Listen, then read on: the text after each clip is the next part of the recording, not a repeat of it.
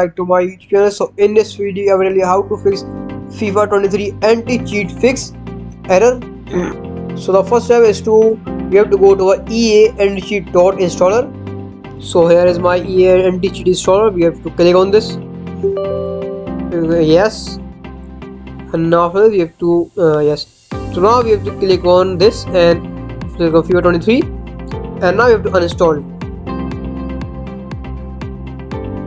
So now after installing, you have to reinstall the FIFA 23.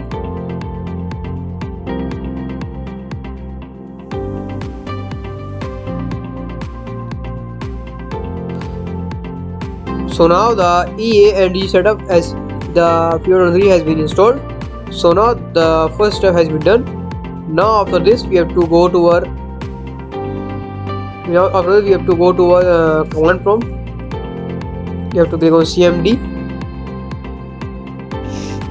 After that we have to give the Cmd some commands, which is here in the in my notepad. I will give this command in the description.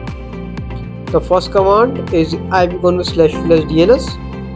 And now the command has been done. Now we'll give him the sign command. Now we will give him the third command, which is ipconfig/relase. Don't worry, I will give this command in the description. The second command is ipconfig/renew.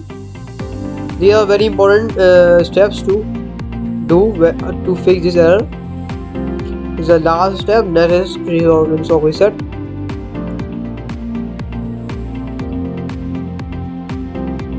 So this is it. The requested operation records elevation run as administrator. So to do this we will go to our game menu. By the Cmd said we have to run the game as an administrator. So we have to click on run as administrator. To click yes. So these were the 3 steps to fix the error. The solution to the EA anti-cheat not launching issue is simply uninstalling and reinstalling the FIFA 22 game.